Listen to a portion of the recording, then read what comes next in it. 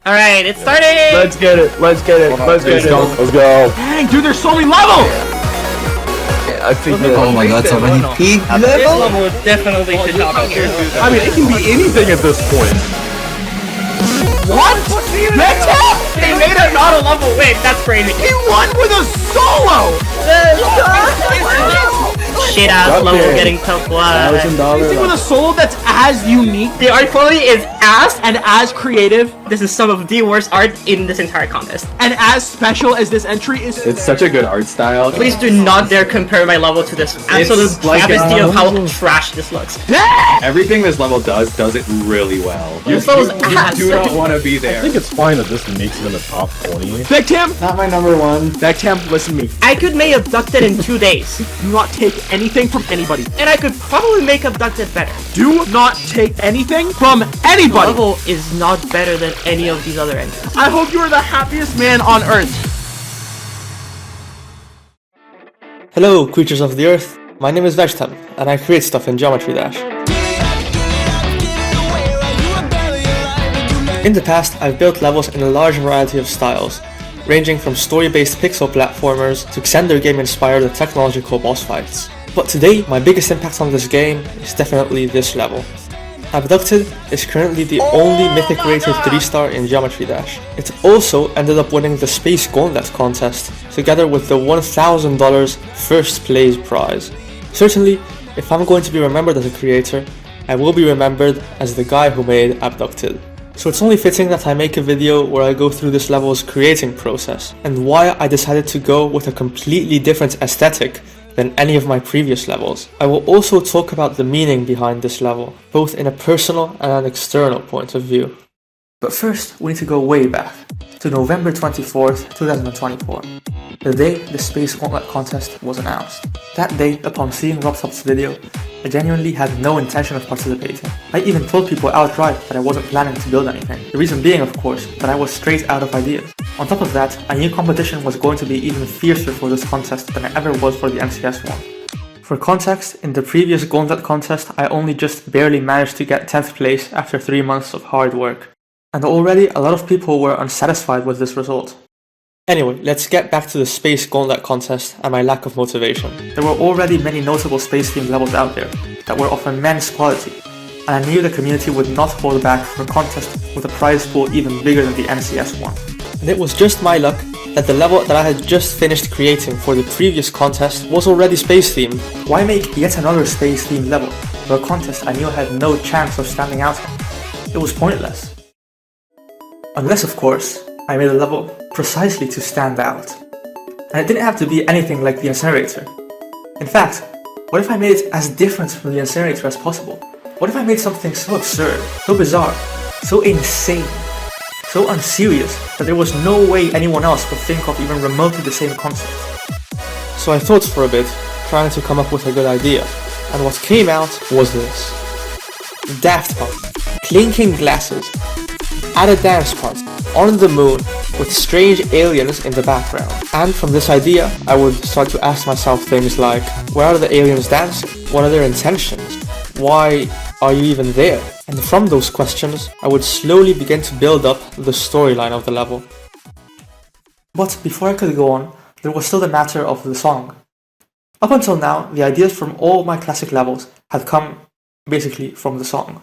But here I was, with a pretty good notion of the theme I wanted the level to have, and yet no song. So I went through my playlist until I found the song I was satisfied with. The key was to find music that had a simple 4/4 beat that would fit in a rave setting, energetic synths for the same reason, maybe a touch of weirdness, a touch of alien maybe. And it also had to be a song I could see myself making a space-themed level out of. In the end I settled for this song, which pretty much ticks all categories. It's a pretty uplifting complextro / dance track with a mean dubstep drop. It has some really grimy bass designs, as well as this goofy vocal lead, but like in a good way. And it's literally called Galactic. Okay, future Vegtam here. As you may know, Abducted's song got removed from Newgrounds and was therefore replaced with this banger song by Mr. Cooltrix. However, I thought it was necessary to talk about the original song, since a lot of the ideas came directly from it. Yeah, that's it. Carry on. But there was a tiny section of the song that would end up deciding the entire aesthetic of the level. I'm talking, of course, about this voice line in particular.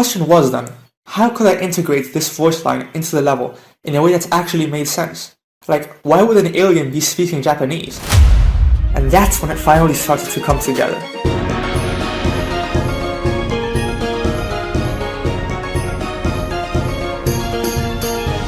For storyboarding and art inspiration, I mostly kept in mind the styles of these two levels. Not only because they were the winners of the last Gauntlet contest, but also because I used to look up to both of these creators' methods. Grax's brilliant particle usage has in fact already been the subject of a previous video, and ever since Astrolith's release, I'd always wanted to make something similar to its art style. If you don't know, Astrolith and Next Capsule were both hosted by Arclia. She's also known for being the big boss behind GD Gangster Rap, and for often making it painfully obvious when she dislikes a level. Please do not dare compare my level to this absolute travesty of how trash this looks. But that's not important. At the time though, I really liked the art style of her projects. I even got the idea to add this Frieren plushie in the moon part because I had heard Frieren was Arclia's favorite anime. But anyway, I'm getting carried away. I kept the Next Capsule in mind for the general aesthetic of the level, since I thought it had a really fun vibe that would fit well with the concept of the level. However, I knew solely imitating this style would be useless, since the parts in Next Capsule were made by over 20 people, some of which are the best artists in the entire game. I knew that trying to match that level of quality all by myself would be impossible, so I sought other ideas. As I've mentioned before, one of the things that intrigues me the most about Grax's levels is the particle usage. Grax uses particles for basically anything that moves. However, I would need to be careful with particles since it's really easy for them to get messy. Despite all of this, I did end up making some cool effects with them. It's worth noting that these equalizer and intensity lines were made in exactly the same way as in Berserker. So yeah, thank you Grax for the ideas, I guess. Another thing I liked about Grax's levels is how events just go one after another, in a somewhat unpredictable manner. I wanted to keep players on their toes, surprising them every 10 seconds with a new mechanic, or a gimmick, or a character. As I said before, I wanted the level to stand out for its fun and sheer absurdity. Now I'll talk a bit about some of the more minor inspirations for the story and art direction, starting with Boogie by Connaught. The thing is, I had done most of the planning before Boogie had even been released. If you don't believe me, check the date of this Osaka time-lapse I posted, and you'll find that it was uploaded a few days before Boogie. Still, Boogie probably did end up influencing me to add more anime references than was strictly necessary. I also want to give a shout out to Nikki, who used the music from Abducted in his level before me and probably shaped how I perceived the song. I tried to think of different ideas than Nikki though, which is difficult when you already have a pre-existing concept of a level in your head. Lastly, I have to thank Douglas Adams and his book The Hitchhiker's Guide to the Galaxy for inspiring this gag at the end of the level, where the Earth is destroyed in order to build an intergalactic speedway. I decided on 3-star difficulty for the same reasons I said before. The level needed to stand out. And for the past few Gauntlet contests, all of the best levels have been demons, or at least insanes. Even outside the Gauntlet contests, from the levels that are most likely to pop up when you ask someone what their favorite level is, the vast majority are going to be demons. And this is because you can get away with a lot of creative gameplay in a demon. You can have click-intensive high-speed sections, or cool gameplay mechanics, or interesting usage of 2.2 features, all of which are widely accepted in demons. Indeed, this style of gameplay is what gives a level its identity, making it memorable and interesting. However, in levels below insane difficulty, the situation is very different. There are so many cases where easier levels get frowned upon in the comments just because they deem their gameplay too unconventional for their difficulty. And this has happened to me too as well. This is from my level Out of Time.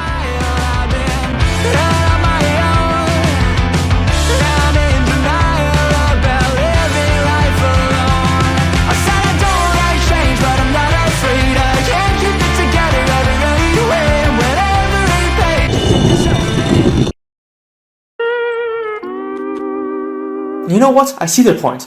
When I'm playing a 7-star, I expect to beat it easily.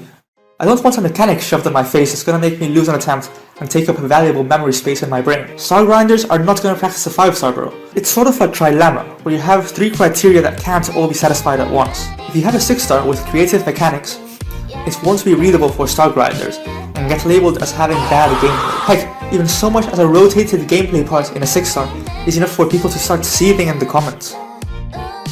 If you have an easy and readable level, chances are its gameplay is going to be kinda bland. There are some creators like Alexians who do manage to pull off sight-readable arrow trigger changes in their 6-star, but there's little else you can do at this difficulty, and the possibilities are much more limited than in Insanes or Demons.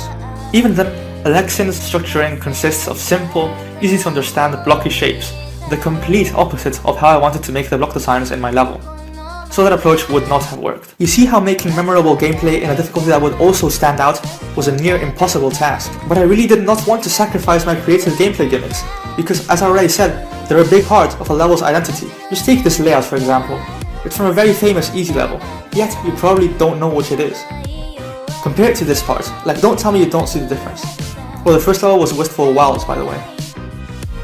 The solution then, if you want to preserve these two conditions, is to sacrifice the easy difficulty. But instead of making the level harder, as a lot of the other Space Goldlands entries ended up doing, we eliminated the places where people can die.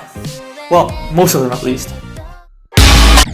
This creates an illusion of difficulty, where players can navigate complex gimmicks without the fear of dying. Look at the rhythm game section, or the multipath part on the moon. These are things that you typically see only in Insanes or Demons, and yet they kinda work in the absolutely crazy context of Abducted. Of course, the downside is that experienced players will probably feel that they're being treated like babies.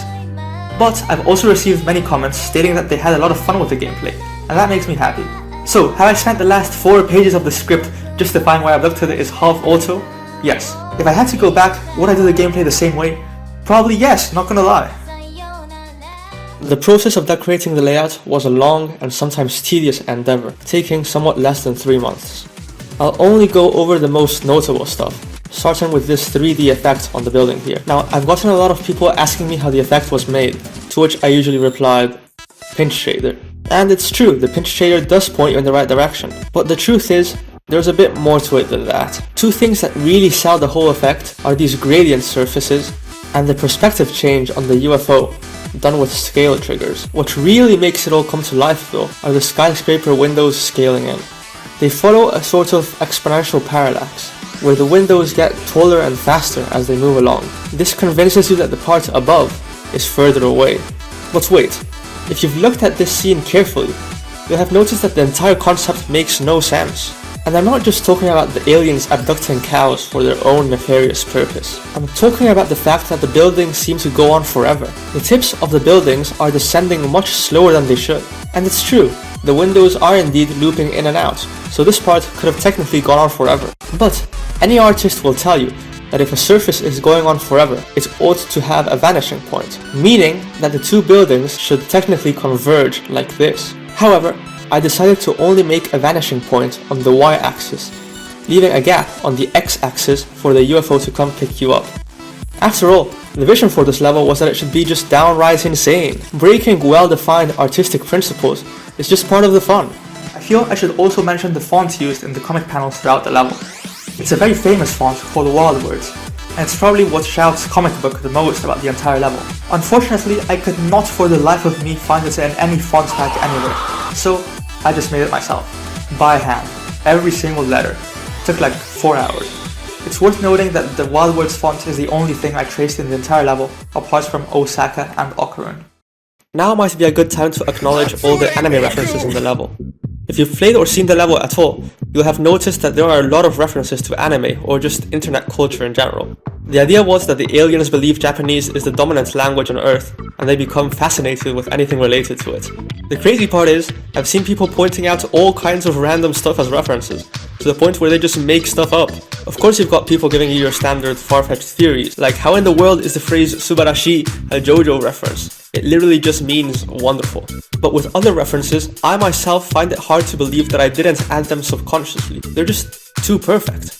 I've seen at least 3 people saying that Dairai is an Interstellar 5555 reference, and I was just like, what? But then I did a little research, and it turns out that Interstellar 5555 is the name of an anime movie that came out in 2003. And not only does it feature blue aliens dancing and playing music in space, but it just so happens that it was made to promote one of Daft Punk's albums. Man, I only decided that Daft Punk should be in the level by complete coincidence during the brainstorming process. I'm not even that much of a Daft Punk fan, I know like 3 songs. But now, thanks to this movie I'd never even heard of, everything gets tied together super nicely. I swear it's just magic at this point. Finally, I'd like to talk about the characters on the level. Most of them are original, but I did use a lot of reference images during the creating process. The reason being that I kinda suck at drawing realistic poses and proportions. After all, I've learned everything I know about art through Geometry Dash, and levels usually focus on objects and environments over characters. The way I would do it is, I would first spend the time looking for good reference images on Pinterest. Then I'd sketch my character, trying to maintain accurate proportions and structure. And finally, I'd recreate the character in Geometry Dash. This was what typically took the longest. I would spend many hours on the characters with multiple frames. But I enjoyed every second of it. It was relaxing even. Because the character was basically designed already, I just had to copy it over to the editor. It became almost like a puzzle, moving and warping circles and squares to bring each character to life. I would just put some music on and create.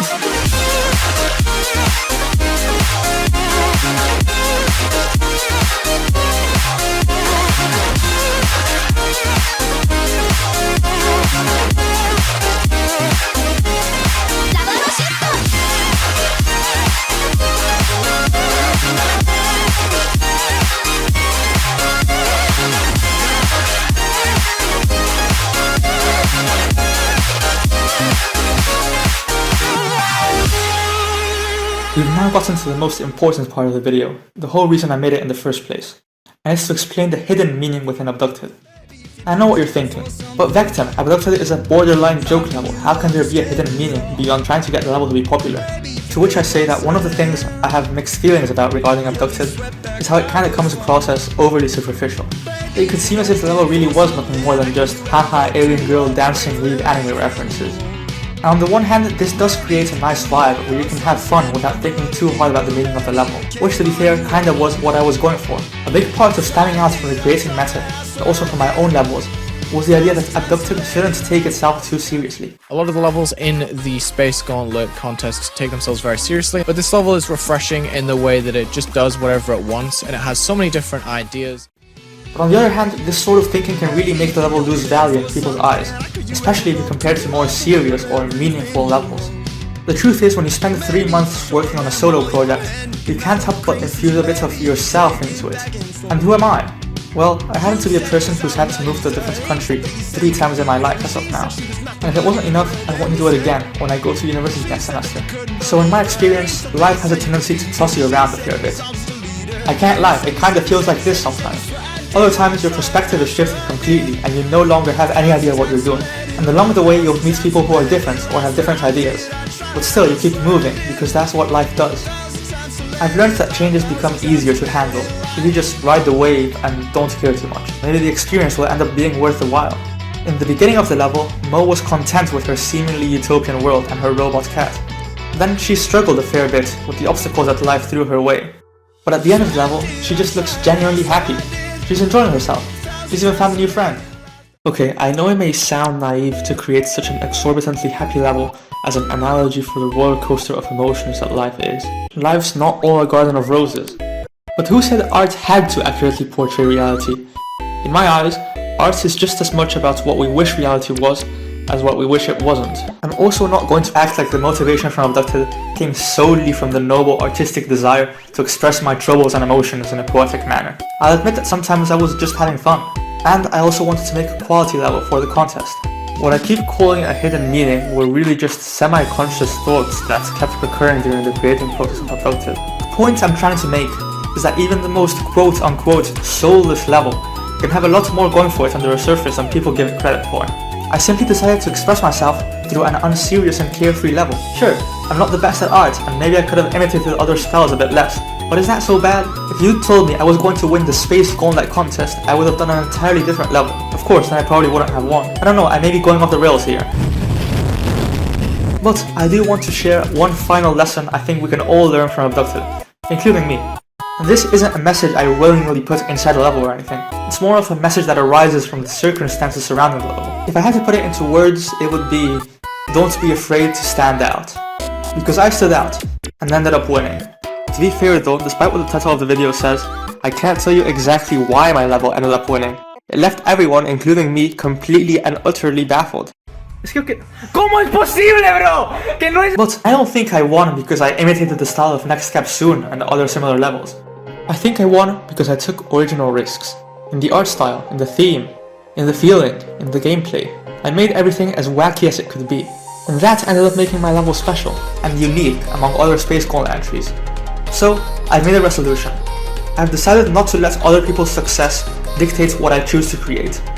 For quite some time, a lot of my levels have taken sizable inspiration from styles or creators I looked up to. A Stroll at Midnight, one of my earliest levels, was heavily inspired by the neo-design style of creators like Audiovisual, Saffron, JA4Y, and others.